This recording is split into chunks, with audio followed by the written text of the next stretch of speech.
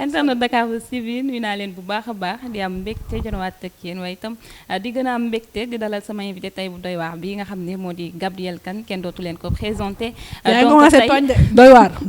tey ñu fas yéene waxtaanee ay sujets yu nga xamante ne yàkkamti woon ngeen rek mu àddu ci donc dama koy bàyyi mu nuyoo ak yéen ñu xuus si waxtaan wi Gabrielle maa ngi lay nuyu. maa ngi lay nuyu di nuyu mbokk internet yi ak ñi ñuy seetaan di la wax ne yaa ngi ma commencé attaqué nan damaa doy waar. xam nga loolu di présenté nit naan nit ku doy waar. da may tooñ. xam nga yaa ngi commencé tooñ. buñ fi xulóoyee nag di nga am problème. internet yi dinañ xam léegi ni nga doyee waar.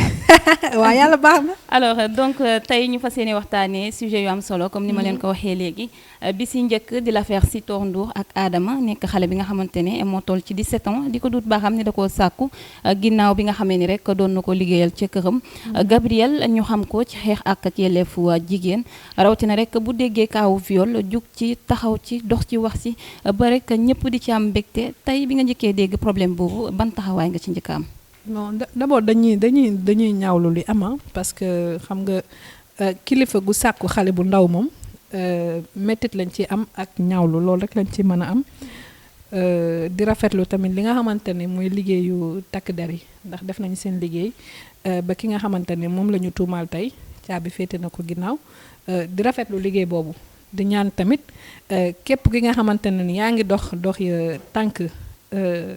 toroxal jigéen wala doxalee nii sa digganteeg jigéen ñu am traitement bii nii ñu am pour que ñi nga xamante ne ñooy nekk ci kër yi nekk ci bureau yi nekk sax ci mbedd bi di siif jigéen ñi ñu bañ a mën a am fit. parce que loolu dafa nekk benn recrudescence boo xamante ne dafa mel ni Sénégal dañ fi joxe un permis de violer les femmes il ne vous arrivera rien donc li nga xamante ne mooy le cas de Sitor Ndour j'espère que dina joxe exemple que ne violer les femmes mais vous serez en prison donc loolu na nekk cas bu law man bi ma ko déggee mettitlu ko bu baax en tant que femme parce que en tant que mère aussi parce que ñu dal ci sa kaw doom surtout mu nekk di daan dooleem donc c'est une double peine te loolu day wane précarité économique boo xamante ne mooy xale jigéen ñi ci la ñu nekk parce que ku am 16 ans normalement waroon na ko fekk mu nekk école mais jafe-jafe àdduna xam naa moo tax mu dem daani dooleem ngir dimbali yaayam man bi ma ko déggee dañuy dégg cas de viol Gabrielle dugg ci bi ma ko déggee sama taxawaay mooy woo ki nga xamante ne mooy yaayam masawu ko apporter ko mon soutien aussi parce que maa ngi déggante naa ak moom téléphone war nañu gisante waxtaan c'est pas dans tous les niveaux que foo toll ci diggante ak nit rek nga wax ko ba ñëpp dégg ko mais man ba ma ko déggee li ma gënoon a soxal mooy jot ki nga xamante ne mooy yaayam waxtaan ak moom masawu ko ne ko tamit je suis à sa disposition loolu tamit kaay ma dimbali la doo ko forcer nit te tamit nit ku nekk ci tolof-tolof da nga koy bàyyi xelam nga bàyyi ko mu dal donc ci ay fan dinañu gisee ñu waxtaan et puis ñu ñaan yàlla li nga xamante ne ni mooy nattu bi dal ci kaw doomam yàlla may ko xolu muñ pour mu mën a avancer dans la vie. d'accord Gabrielle du ministre amul benn ndombal tànk ci nguur gi ki nga xamante ne ni moo di Ndeye Saly Diop Dieng ñu dénk ko ndombal tànk bu ñu dégloo waa kër xale bi nee nañu yaayam liggéeyal na ko juróom-ñetti at maanaam 8 ans te bi problème bi amee tamit dem na seeti ko mais doxu si benn jéego ban jàngat nga ci am. waaw di nga bon est-ce que dox na ci jéego wala doxu ci jéego xam nga mbiru viol dafa nekk loo xamante ne ni adduna bi dafa toll boo xamante ne ni kuy ministre ku ñàkk nekk ministre nit ku nekk sa xol fu mu toll foofu nga toll parce que nit bu ñëwee dis la naqaram nga am ndombal tànk ak nga ñàkk a nekk am ndombal tànk loolu du loolu mooy déterminer sa action sa xol ak sa degré yërmande mooy déterminer naka ngay doxalee donc ku nekk rek sa yërmande ak sa xol fu mu toll loolu moo tax ngay agir sa ndombal tànk du tax nga agir parce que ñu jox la ndombal tànk te amoo xol ça ne te permet pas d'agir mais xol mooy nit te nit bu amul xolu agir mënuñu ko forcer donc loolu ku ci nekk fu sa xol fu mu toll rek foofu ngay agir. d'accord ndax Gabrielle pare na pour dem ci xeex bi ba mu jeex comme na woon rek ci bosu Souleymane Ciss. man maa ngi ci wax naa ko yaayam maa ngi à leur disposition amul benn problème mais bii mu gën a yomb parce que daanaka takk der yi def nañ seen liggéey na mu waree justice def na liggéeyam na mu waree est-ce que lu ñuy xeex amati na ci cas bi fooguma ko ndax xeex bi mooy mu bañ a amati xeex bi mooy ñi nga xamante ne ñoo nekk ci biti bu nekkoon seen xel nañu xam ne Sitor Ndour mi ngi ci ginnaaw kaso bi keneen ki tamit ku nanoon a doxee tànk yooyu boo ko defee defe naa ne yoon dina dal sa kaw donc je pense que le combat dans ce combat là en tout cas il est gagné. Gabrielle xeex bi nga xam ne mu ngi koy xeexal bépp jigéen bu nekk fii ci Sénégal ndax nguur gi ñu ngi ko ciy gunge di ko ci jàppale. nguuru Macky Sall. nguuru Macky Sall. déedéet chaque jour ngeen laaj ma ko waa kër Macky Sall ñoo jàppalewul kenn. ñoo jàppalewul kenn bay xam nga ñoom seen biir sax seen xeexu bopp jàppalewuñu seen bopp jàppale xeexu keneen donc nguuru Sénégal jàppalewuñu kenn balaa nit di jàppale ji keneen te fekk mu jàppale boppam. waa kër Macky Sall seen bopp la ñu war a jàppale instant bi. fan nga teg na jàppalewuñu seen bopp. non bu ñu jàppalewuñu seen bopp duñ leen dóor yi métti leen dóor. xam naa ne loolu moom dinañ ci ñëwaat tuuti balaa boobu rek dañuy dugg ci li nga xamante ne nii moo di kaawu Adama bi ba tey desandi si parce que bëri na ay moromam yuy dund loolu mu di ay jànk gis ngeen reportage bi nga xam ne Dakar Buzz def na ko ci mu am solo lool boo ci doon jàngat ak xale bi nga xam ne jël nañu ko mu def ay témoignage ban jàngat nga ñu ciy andil. waaw xam nga dama lay wax rek nit ku nekk sa niveau de yërmande fu mu toll foofu ngay agir ñi nga xamante ñoo nekk ci biir kër yi di fa liggéey bu dee kër yi ku ci nekk da nga jël jànq bi fay liggéeyee def ko ni sa doom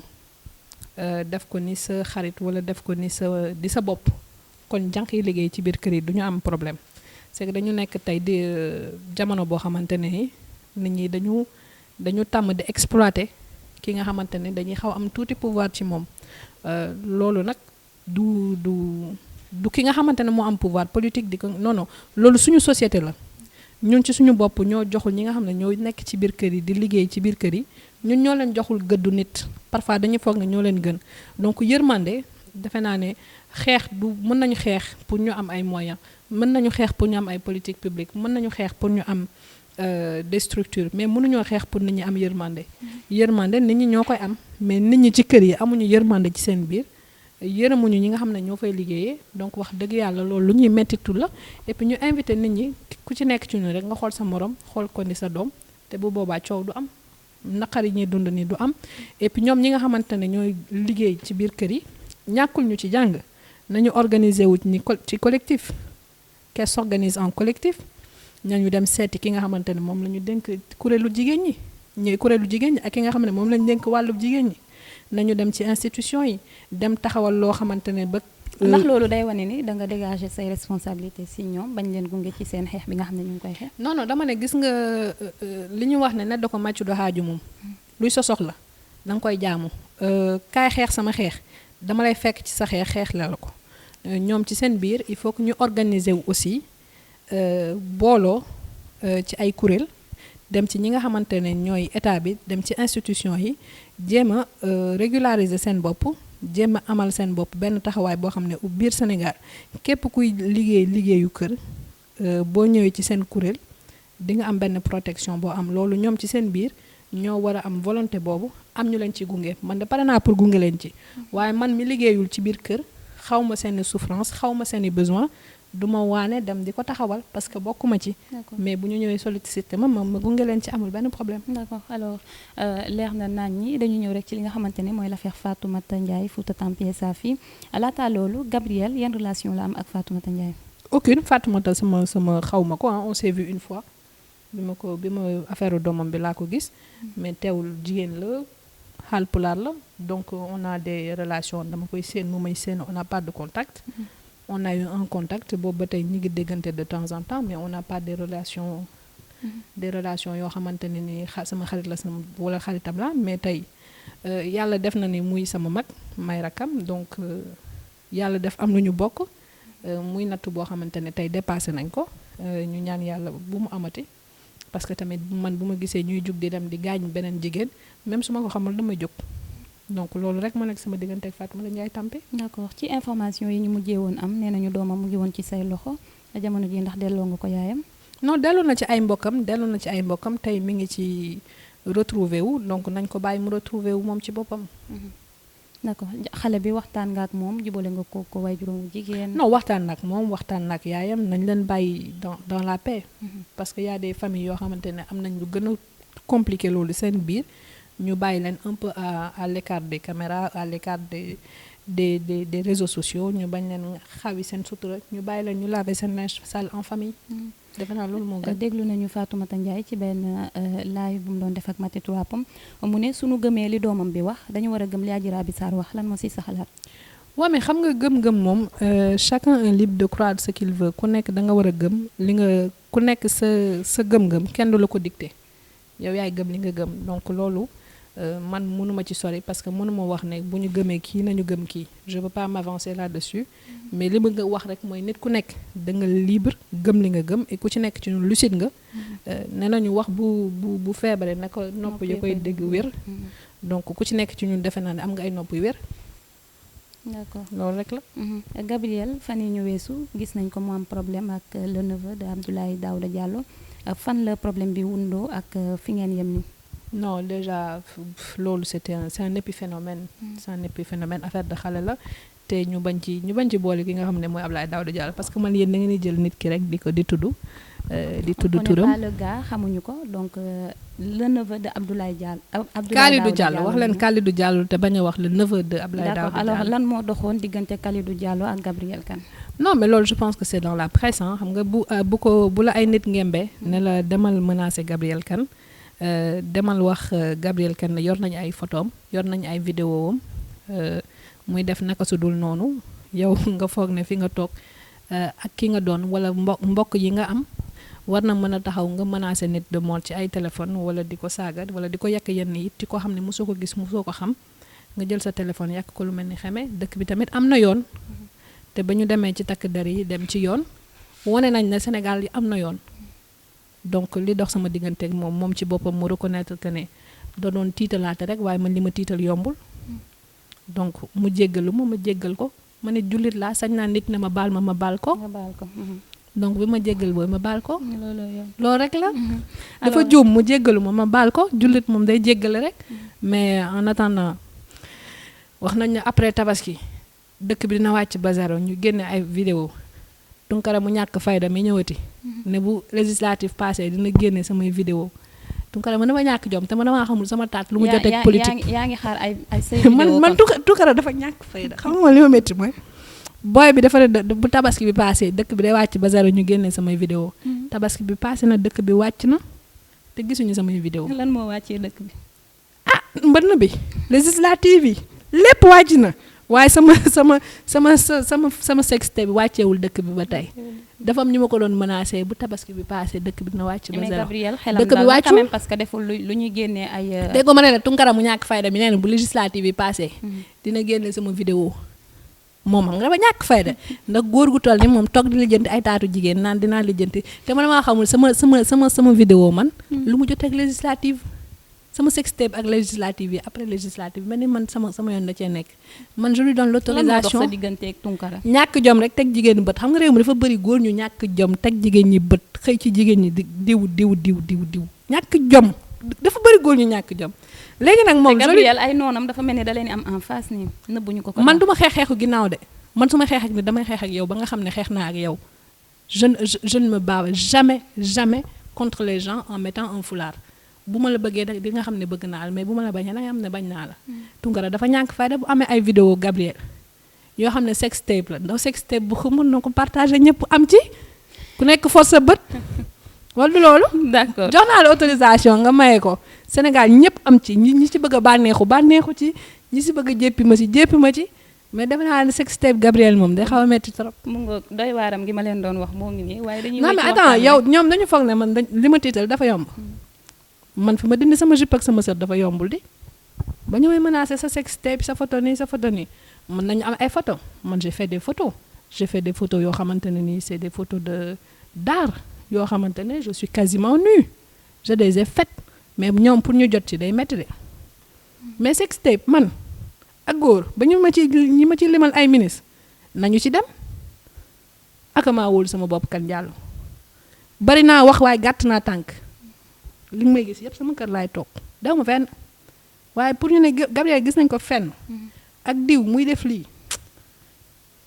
dinañ ko yàgg wax waaye dañ ko gis de. ñi nga xamante ne ñu ci bari dañuy attaqué Gabrielle Kane bu ñu ko tuddee rek faaw ñu tudd Ousmane Sonko lan moo teree neex diggante Gabrielle Kane ak Ousmane Sonko. mais lu tax sama diggante mag moom di neex te xaw ma ko. xanaa bokkoo leen réew mi. mais xaw ma ko. léegi tey bu Ousmane Sonko nekkee président puisque yow ñu bëri dañ lay xaw ma wax bu ko ñu lay attaqué sax dañ lay wax ne la suñu paree si yow dinañ la génne réew mi ndax pare mel nga bu ni Ousmane ñoom Sonko ñoo moom réew mi bay génne nekkee waate président nga génne réew mi. révolution torodo samay maama ko fi def kan jàllo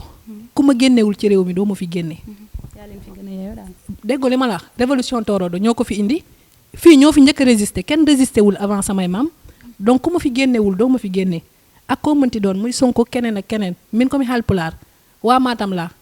dégg nga ku ma fi génnewul doo ma fi génne loolu bu yeboo mu leer ci seen bopp muy Sonko muy keneen ak keneen. d'accord donc les menaces là chacun se les ravale loolu laa bëgg a wax nag. d'accord leer na mu mel ne askan wi dégg nañu ko duñu waxtaan ak yow ba jàll te xuusuñu ci li nga xamante ne nii mooy législative yi ñu jógee si sànq yaa ngi doon wax naan waa Bennoo gàcce la ñu am fan nga teg loolu. non parce que jugee de plus de 150 députés à 180 à 82 députés je pense c'est une défaite c'est une défaite. On peut dire ce qu'on veut, c'est une majorité, mettons les mots qu'il faut, c'est une défaite et c'est une défaite assez cuisante d'ailleurs. nangu nga ni kon ku jéggi làbbali nañu kuréelu nguur gi. bien sûr loolu xanaa kay du ñu jaaxaan di saw di nax suñu bopp. fii victoire amu fi c'est une défaite c'est des sanctions le bilan matériel de Macky Sall ñëpp a ko xam jarul sax ñi ci campagne mais le bilan immatériel anamu gisuñu ko. te aujourd'hui ñun ñëpp xam nañu ne la proximité qui devait y avoir entre les gens yi nga xam ne ñoom la Macky Sall teg pour ñu dem ci terrain bi demuñu ci terrain bi Macky Sall boo limee ñetti nit Macky Sall tey jii 82 députés am yooyu ñi ko tax a am ñetti ñeenti nit la ñaari nit yu may bañ a tudd ndax bëgguma ñu tudd ñoom ñoo bëggul ma tudd seen tur boo ci tegoo non dafa am ñaari nit ñoo xamante ne nii c'est des gens qui sont loyaux à Macky Sall ñoom seen xaalis la ñuy jël di def ci Macky Sall xam nga li ma wax ku mel ni Aliou Dembourou Sow kooku xaalisam lay jël di def ci Macky Sall man Haalpulaar la donc la xew Matam xam naa ko ump ma fa laa bokk fa laa cosaanoo fa laay xeexee diggante Macky Sall ak waa Fuuta suñu doom la comme nañuy wax rek bu baaxee suñu doom la su bonee suñu doom la donc fii homme politique ils ont tous des fiefs ku ci nekk sa fief fa lañ lay voter même bu dee ñun mere nañ Macky Sall mais dañ koy voter parce que suñu doom la ci ñun la bokk mais il faut aussi reconnaître qu'il y a eu une défaite parce que Macky Sall ak bilan matériel bi mu def il devait pas se retrouver avec moins de 100 députés donc c'est une défaite celle de la remise en question de ces hommes celle de la remise en question de ces lieutenants parce qu'il y a un moment où boo nekkee président il y a quand même des échelons am na nit ñoo xam ne ñoom ñoo war a wax ak askan bi te ñi war a wax ak askan bi ñi nga xamante Macky Sall ñooñu la teg digganteem ak askan bi ñooñu waxuñu ak askan bi waa Benno Bokk Yaakaar ñu bari waxuñu ak askan bi ñi Macky Sall yónni yegguñu ci askan wi te daf ci am ñoo xamante ne nii bu weesoo Aliou Dembourou kooku nga xam ne Seydi Sow la mu waroon def fee ca Ferlo def na ko ba ñëpp teg seen bët man damay dem Ferlo xam nga du ma seddal man Toro Dollar du ma seddal kenn du ma géwalu kenn du ma seddal kenn loo xamante ne defoo ko mérité woo ko les hommes de Macky Sall y en a 3 ou 4 qui ont fait qu'il n'a pas sombré mais tous les autres là duñu dox ci lu rataxal diggante Macky Sall ak population bi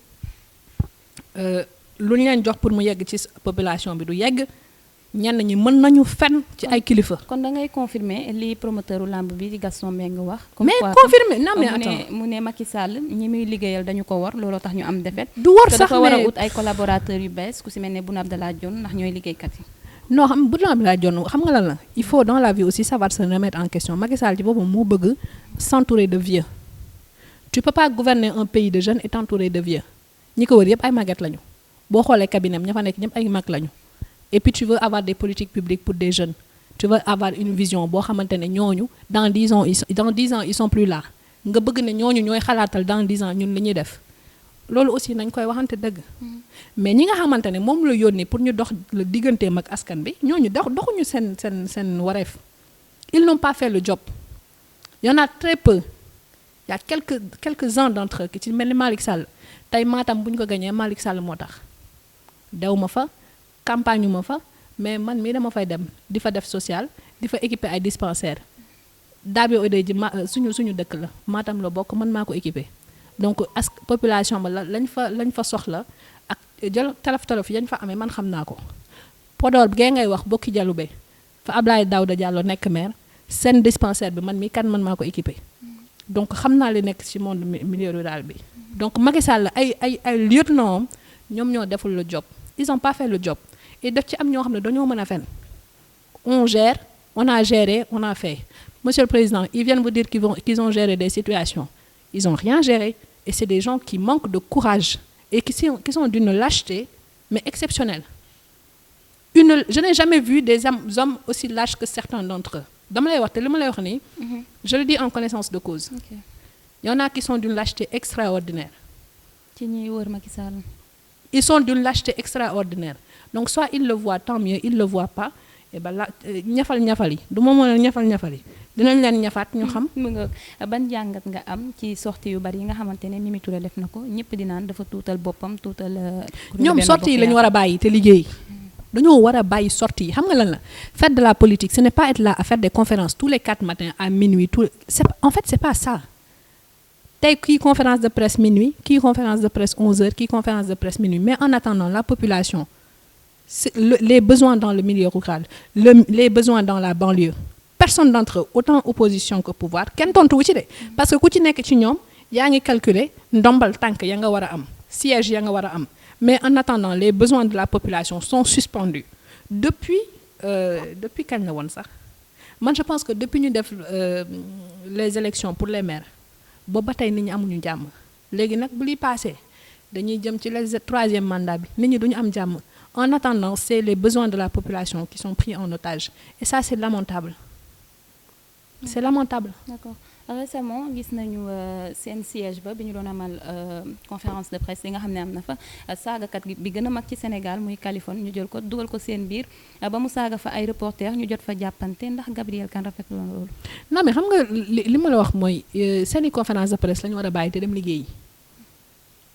la proximité qu'ils doivent avoir avec les Sénégalais c'est ça qu'ils doivent retisser et arrêter aussi bien le pouvoir que l'opposition di rey nit ñi chaque jour conférence de presse nit ñi lu ñu lekk la ñu tal nit ñi nu ñu fajoo la ñu taluñu ay conférence de presse kii di wax fii li ñuy conférence de presse yëpp xam nga lan la ku ci nekk na nga lijjantee sa ndombal tànk ak sa siège bu baax rek la de seen bopp la ñu fi nekkal ñoom ñëpp ku ci nekk la ngay conférence de presse réew diwlin bi cher na loyer bi cher na courant bi yokk na ñoom ñëpp conférence de presse yu ñu loolu de ku ci nekk le nombre de sièges le nombre de privilèges et qui dit siège dit privilège qui va avec ku ci nekk ci sa soxla ngay dox donc buñ ñu sonal doxuñu ci yitte askan bi doxuñu ci soxla askan bi ba ñu commencé élection locale yi ba tey ku ci nekk ci nakam nga mënee amee poste ku ne poste wax privilège ku ne privilège wax xaalis ñoom ñëpp ci loolu la ñuy dox c'est dommage looloo di réaction wu Gabrielle Kane ci li nga xamante ne ni moo di doxalinu nguur geek élection yi nga xamante ne jot nañ fee jaar maanaam daal li ëmb ci wàllu politique looloo di ci xalaatam donc tey mënuñoo waxtaan ba jàll te Gabrielle Kane du moins ñëwuñ ci sa diggante ak Nabou Dash gis nañu nga demoon ci xewam je sais pas après nga yëkkati woon fa sax ay kàddu donc nga ñëw laata ñu rek sa diggante ak moom. non Nabou sama mag bu baax la sama xarit la man maa ko fan xam nga man bëgguma jigéen ju naafeq bëgguma les hypocrites et les gens yoo xamante ne liñ lay wax nekkul ci ñoom Nabou daf lay wax loo xamante ne loolu moo nekk ci moom voilà nit li nekk ci yow danga koy wax mu jeex donc dafa nekk nit koo xamante ne ni tabaarkalla machallah c'est l'une des rares femmes que j'admire dans ce pays parce que elle assume ses perfections, ses imperfections. Elle assume aussi son courage de dire ce qu'elle pense. Et puis man loolu mooy jigéenu 21e siècle, la sénégalaise du 21e siècle. Elle doit être comme ça, assumer ses positions et assumer aussi sa posture de femme, quoi. D'accord. Donc man maa ko fan Nabou Dash et beaucoup de respect pour la femme entrepreneur qu'elle est, la femme libre qu'elle est, Man j'ai beaucoup d'admiration pour elle parce que c'est une femme libre et c'est un modèle de femme en tout cas pour moi. ok loolu la critique yi ñu koy def ak yooyu yëpp Gabrielle Kane gisul loolu. critique yi ñu def kan Nabou Dash Nabou Dash. mais le chien aboie la caravane passe en attendant xoolal mi ngi jekk ba bëgg a dee ñiy critiquer bëgg nañoo am jëkkër te amuñu ko moom mi ngi am jëkkër bu ko neexee bu ko jëkkër ji neexul mu teg ko ne am ku bees ñiy critiquer la leen bëgg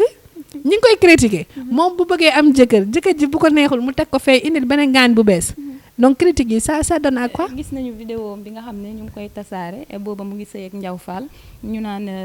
mu naan moom si boppam muy wax ci vidéo bi ne affaire de xaalis ni muy soutirer de l'argent jëkkëram yi. mais j'ai pas vu de l'argent. jàngat également. est-ce qu'elle a dit ça je suis pas sûre qu'elle ait dit ça ndax man gisuma ko. vidéo la bu ñuy tasaare ci réseaux sociaux yi. oui mais xam nga man réseaux sociaux yi du ma ci doy chaque jour ñu tasaare ci réseaux sociaux yi ne dañoo yor sama vidéo sextape te ki gisuñu ko moom li mu wax ci ay kàddoom man daal je dis que c'est un modèle de femme moderne libre et en tout cas li bu fekkente ne moo ko wax boo sëyeeg nit da lay soutirer aussi c'est un match bu match bi di tas ku nekk na gagne man bu ma doon sëyeeg nit bu match bi di tas du ma perte de det sëy match la rek sëyu tey yi match la bu match bi di jeex bul nangoo perte de bu match bi naree gaaw a jeex bul perte de. alors Gabrielle Kane tey moom la ñu sekkaloon waxtaan ñu ngi ko fekk si fii nag ci bërëbu liggéeyukaayam donc du ñu jël temps am lu bëri ndax am na dossier yu bëri yu koy xaar ak lu muy waajal ay tournée ak yooyu noonu boo ñu si mënee ñamal tuuti rek. non dañuy def xam nga daaw defoon nañu tournée médicale dans le nord demoon nañu Podor dem Matam ren aussi dinañ dem Touba dem Tivaouane delluwaat. Matam parce que daaw Daabie Odeji la ñu demoon dem Mbokki Jalube dem fële ndàngal ma aussi yóbbu fa des matériels médicaux cette année dinañu dem district bu Touba bu Tivaouane ak bu Thilogne aussi yóbbuwaat fa aussi des conteneurs de matériels médicaux pour équiper les dispensaires avec des lits médicalisés du matériel hospitalier donc loolu rek mooy campagne médicale bi donc on a le souhait de le faire tous les ans daaw ba ren ñu ngi koy def li ñu mën mooy équiper les dispensaires li ñu mën mooy apporter du matériel avec des partenaires mais yërmande ak empathie bi nga xamante ne moo ci war a topp loolu nit ñi ñoo ko war a doxal seen biir defal ko seen biir comme sànq yaa ngi may laaj def nañ ko ak ay partenaires étrangers du nguur wala du kenn ku ñu ci fekk ci koo xamante ne nii dinañ ko mën a wax mais am na quelques partenaires yoo xam ne incha allah ñoom dinañ leen remercier officiellement parce que ñoom jàpp nañ ci ba ñu xam ne ñoom jàpp nañ ci parce que quand on a obtenu ces matériels là biñ ko amee bitim réew am na ñoo xamante ne ni jàpp nañ ci pour ñu mën ko acheminer fii à travers le RSE te ñoom dañ leen di remercier bu jotee incha allah.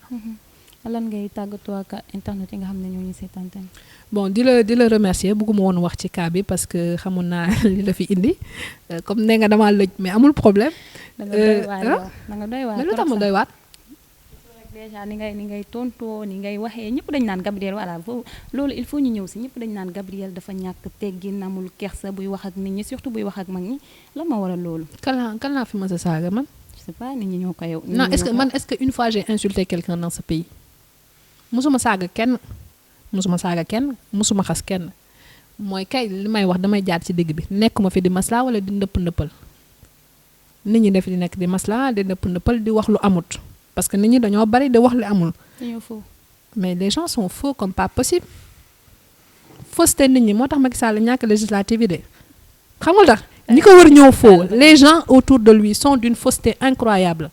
Parce qu'il faut aider la population et aider les gens qui aident la population. Mais n'allez pas penser que les gens veulent vos postes au point que vous mettez des bâtons dans les roues aux gens. Attention à ce que vous faites. Xam leen ne yàlla kenn la xamoon nañ ne bés a ngi ci bis yi mais bés bi dina mës a ñëw donc il faut arrêter cette fausseté là des gens qui disent qu'ils sont qui font des discours alors que dans leur discours y a rien qui tient da ngay gis nit ki lu mbubb bi gën a rëy lu mu kilifteef bi gën a rëy da ngay toog ak moom mu wax la lam la wax fekk ne dara du ci dëgg te du ci def dara loolu moo tax ñu ñàkk seen élection dee leen wax li ngeen di def li ngeen di wax faites ce que vous dites et dites ce que vous faites sinon ça va mal se passer et ça a déjà commencé. loolu rek leen ñàkkaloo bu ñu jógee ñu ne Gabrielle dafa réew man je préfère dire les choses cash bu ma mënul ma ne la mënuma mais du ma nekk magum jëmm toog jàkkaarloog yow xool la ci bët wax la loo xamante ne mu leer na ma du ma ko def mag du fen man xale laa am na yoo xam ne jommal naa ko sama bopp donc mag ñi aussi il faut que ñu xam ne ñoom it am na loo xam ne war nañ ko jommal seen bopp mais bu mag jommalul yenn yi boppam xale du ko jommal boppam.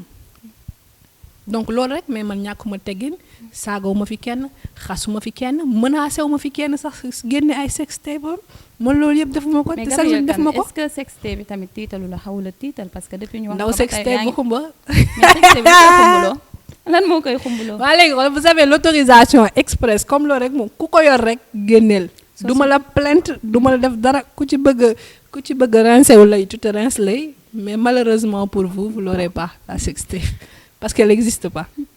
ñu ngi lay bàyyi nga tàggatoo xam naa ne moom bu continuer ñi muy jàmmaax lool fii nii ci télé bi man lay njëkk a attaqué te boobaa du ma ko bàyyi. non man attaqué wu ma kenn j'ai attaqué kii.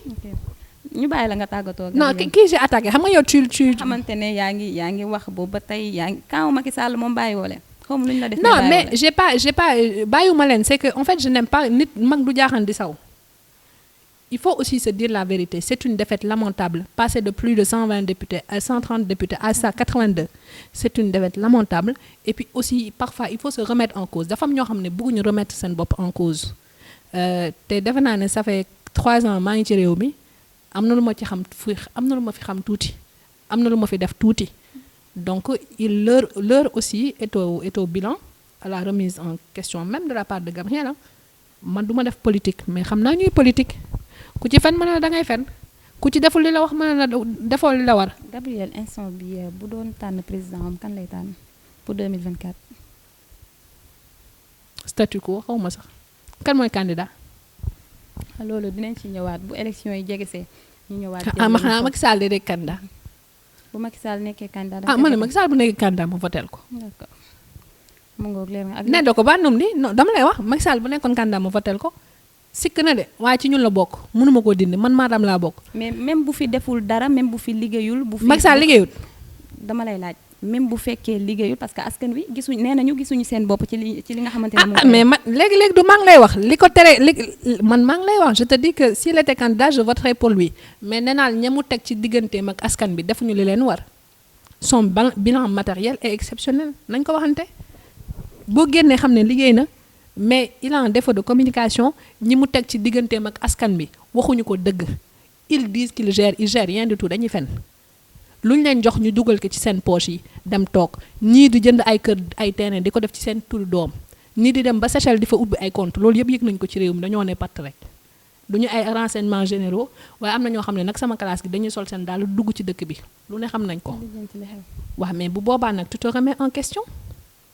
man yow nga ne maa ngi attaqué waa APR du nee naa la Macky Sall bu candidat woon ma votel ko donc c'est un équilibre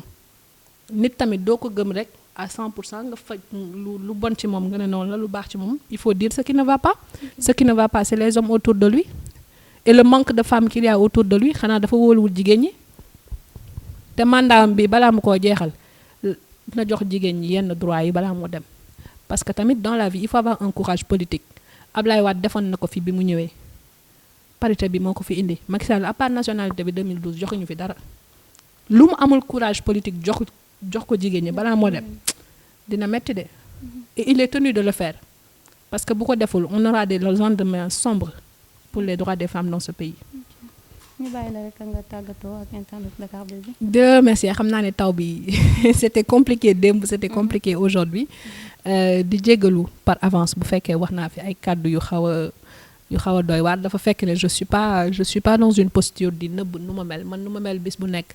noonu laa mel ak nit ñi bugguma en fait du ma indi benn image pour sénégalais yi bëgg ma fekk ne image bi may mbubboo la juste devant les écrans loolu du ma ko def di feddale kóllëre ci li nga xamante ne mooy loolu lu ma doon man Haalpulaar la temps yi dañoo commencé attaquer Haalpulaar yi waaye di feddale kóllëre ci li ma doon di ko réaffirmer tey di ne nag ñun ci Sénégal lañu bokk fii ñoo fi njëkk a résister fii ñoo ko fi njëkk a résister dafa am loo xamante ne nii rafetul ñu koy teg ci suñu askan ñun ay gor lañu bu fekkee dañuy politique seen diggante ak Macky Sall nañu politique seen diggante ak Macky Sall xam ne ñun Macky Sall amul lu mu def Fuuta waa Fuuta ñoo ko defal waa Fuuta ñoo ko teral alaa ko wadani mi de ku mineen badani mu ba muy buuxanteeg Wàdd 2012 ay doomu Fuuta yi ko njëkk a tekki ñoo jël seen xaalis jël seen alal ña nga xamante ne amuñu alal ñoo jël seen voix votel ko teg ko fi tey ba mu méttee Macky Sall il a fait beaucoup de choses ailleurs ah li mu def Fouta bariwul de li mu def feneen yëpp ñeneen ñi voteluñ ko waa Fouta ñoo génn votel ko ndax seen doom la ñun kay xam nga lan moo ñu tooñ suñu deret ak di ko jàppale loolu rek la mais Macky Sall n'a rien fait pour le Fouta c'est les Foutanké qui ont fait pour Macky Sall te daju suñu doom bu baaxee sa doom la bu bonee sa doom la donc suñu doom la donc il faut qu'on arrête cette stigmatisation des populations du Fouta parce que Gabriel sax bu yàggee mu dugg ci ndax dama cee gis sama bopp mu metti ma lool donc nañu bàyyi loolu di la nuyu di la remercier di nuyu téléspectateurs yi di nuyu sama député bopp Aliou Dembourou bu Ranérou ndax kooku moom wax dëgg yàlla Seydi Sow ana dogani ana wona gorka mi haalimi woppi Seydi Sow ka neɗɗo moƴƴo ka laaɓɗo reedu di ko félicité parce que yombul nekk député boobu ba tey biir Ranérou Ferlo jàpp te bàyyiwul donc wax dëgg yàlla Aliou Dembourou maa ngi lay nuyu maa ngi feddali sama kóllëre ci yow di la wax ne ku baax nga di la wax félicitation bu baax a baax di wax de ka laaɓɗo reedu yo Allah yaa jogoro jam voilà yaa jogoro jam ça fait tout yàlla na ko jik ci li nga xamante ne mooy députation bu bees bi ñu espérer ne député yu bees yi bu ñu ñëwee 14e législature bi dinañu am un peu de recul par rapport aux droits des femmes xëy na ñoom tamit dina am lu bees lu ñu yëngal ci réew mi ba ñu xam ne réew mi am na opposition réew mi am na dara ñu xam ne aussi wax dëgg yàlla finalement ñun ñëpp benn lañu ki dëkk Casamance ak ki dëkk Fouta buñ fi indi confrontation bu amul ñun ñëpp benn lañu doomu réew mi nañu il faut pas qu'on se demande ce que le pays peut faire pour nous faisons des choses pour notre pays par devoir ku nekk na nga def sa devoir ku nekk na nga def sa obligation te ku nekk na nga xam ne ñun ñëpp ñoo bokk yem ci réew mi. et puis après ginnaaw Aliou Dembourou dañuy remercier ki nga xamante ne mooy Maître Malick Sall mi nga xamante ne wax dëgg yàlla wàcc na biir Matam waxtaan ak population yi rafetlu nañ tamit taxawaay bi mu taxaw foofu parce que bu lépp jeexee rek ay mbokk lañu bu lépp jeexee ñoo bokk Fouta ñoo bokk Matam ñoo bokk Podor ay mbokk lañu donc na mu wàccee waxtaan ak population bi la mu waxtaan ak population bi na ko yeggee Macky Sall parce que lu bari defuñu ko Fouta mais teewul population Fouta votel nañ ko ko Fuutankoɓe mbima ko Seydi Sall a liggima kono yettin Macky Sall commune mbima ko mu yeggee ko ñu xam ne tamit wax dëgg yàlla li ci des ci mandature bi bariwul ku nekk redistribuer les cartes ku ci xaj ñu xajal la ci ku ci xajul ñu ñàkk la cee xajal loolu du wax nañu xajal ñëpp nañu may ñëpp wolof beeg séeréer beeg njaago beeg ñëpp ñu boole ñu ci biir mais ñu xam ne wax dëgg yàlla am na ñoo xamante ne ils ont mouillé le maillot Aliou Dembourou Sow maa ngi koy wax Maître Malick Sall ak ñeneen ñaar wala ñett ñoo xam ne bëgguñu ñu tudd seen tur mais di leen remercier wax dëgg yàlla mais nañu jàpp ne Fouta mënul woon def leneen lu dul lii ñun Haalpulaar yi mënuñu woon def leneen lu dul lii parce que ku ci nekk da nga am sa fief ku ci nekk da nga am sa mbokk doo bàyyi sa mbokk dem di votel mbokku jàmbur doo bàyyi sa doom dem di votel doomu jàmbur un homme politique a un fief Macky Sall a la chance d'être entre le Fouta et les séeréer xëy na loolu la ko yàlla may nañ ko bàyyee mais ñun nag wax dëgg yàlla suñu doom nu mu mënti mel suñu doom la moom la ñuy votel ba ilaa yow mi diini loolu la rek di la remercier ñëpp jërëjëf alors internet Dakar Buzz TV comme ni ngeen ko gisee Gabrielle Kane la ñu soon sekkal waxtaan tey doon waxtaanee rek ay pàcc yu am solo yoo xamante ne ni yéen ñi ñuy seetaan sax yàgg ngeen bëgg mu wax si donc lii la woon tey nii rek lañ leen koy toppalee di leen jaajëfal di ko jaajëfal moom itam ci disponibilité bi yombul di leen jox dig daje beneen yoon incha allah.